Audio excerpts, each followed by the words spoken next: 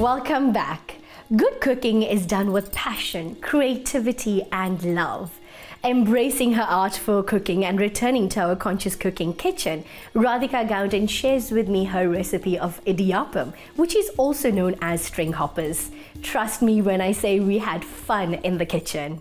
How are you, Radhika, today? I'm well, thank you, Alicia. Oh, that's lovely. So we're going to be going straight into the cooking. What do you have for us today? Alicia, it's actually a very simple dish to prepare, and in the south of India it's very popular for breakfast. Okay. And it's such a versatile dish because you can actually make it into a savory one as well as a sweet one. The main ingredient, you need rice flour. Okay. Rice flour, a little bit salt for flavor. And we make it in this lovely machine. We call it a Murko machine. Yes, yeah, of course. okay, yeah, right. So, and you need a little bit of oil to oil the insides of the Murko machine. Okay. Why is that so? So that, you know, it doesn't get stuck there and the noodles come out in a nice way and it doesn't break off as well. Gotta be honest, this is my first time watching someone make Idiyappam. So I'm really excited. I think in South Africa, not many people make it. I know our elders, they know what it is and they know their parents used to make it. But I think with the influence of Western culture, we've lost a lot of these recipes. So this is my give back to my community to say, you know what, we have so much here in our own community. Explore, you know, try new recipes out and you'll be surprised, you know, how versatile. And you're a working mom as well. Yes. So it's easy and quick to make, right? So we're putting a pinch of salt. A pinch of salt for flavor because you want the noodles to have some flavor. Even if you... It balances out. Even if you're making it sweet, you need a bit of salt. So you're going to pour a little as I tell you to, not the whole lot, because then your dough is going to become a pancake batter. Okay. So... Yeah, I think a little bit keep more. Pouring? Yeah, keep pouring until I say stop. Okay. Right, but in a little drizzle. All right.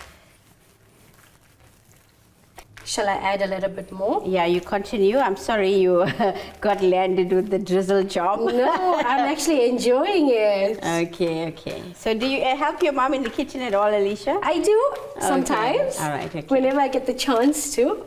It's so... How long did that take, Alicia? So quickly.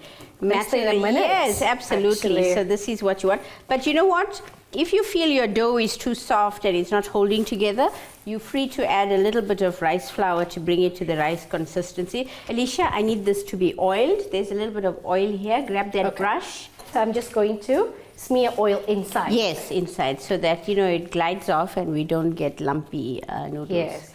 Okay. Ready to go. Thank you. You're welcome. I'm just going to add that in there. So now to shape it, there's no hard and fast rule. It's just, you know, whatever your fancy. You've got two options. You can do it, roll it around the entire perimeter of this pan, or you can do individually lots. It depends on you. And it's just a matter of personal preference. But both are still called string hoppers. Okay. So what's your preference? So, I like the smallness because it's more manageable and it's just where you can put something in the middle. You see how nice it comes out? Yes. That's about consistency, yes. So that's your first really nest. Thin as well. It looks like noodles. Yeah, that's what it is now, rice noodles.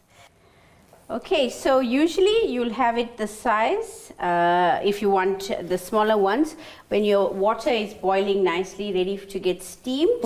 Yes. So you'll just insert it here. Okay, the lid.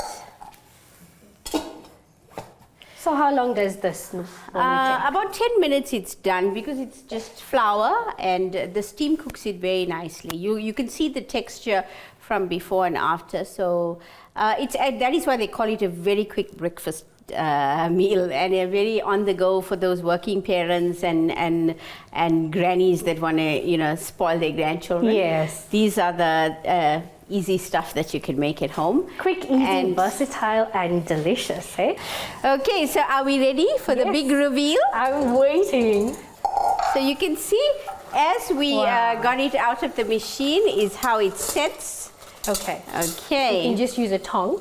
Yes, it's very hot and you know, it's not for children. I just want to tell you, although that's quite obvious, but I just want to say this should not be attended to by young children. I'm just going to switch us off here. As you can see, you said that you plate it on a banana leaf. A traditional way of eating it, and it looks nice as well against the green. Does. And you know, there's a waxy surface here. They say when it comes in contact with warm food, it emits something very positive as well. Okay. And I'm serving today with a lovely traditional sambar. So that looks so tasty. Yes. So this is what you would do. You would take your sambar and you would pour it along your noodles and dive in. Wonderful. This was such an amazing experience. I mean, I was so excited, and you really did justice to this meal. So this is the traditional way you would do it. And I now have to entice the younger generation. Of course. I am going to show you. You wait here, and I'm going to show you how we can jazz it up a little bit. Okay, I'm waiting.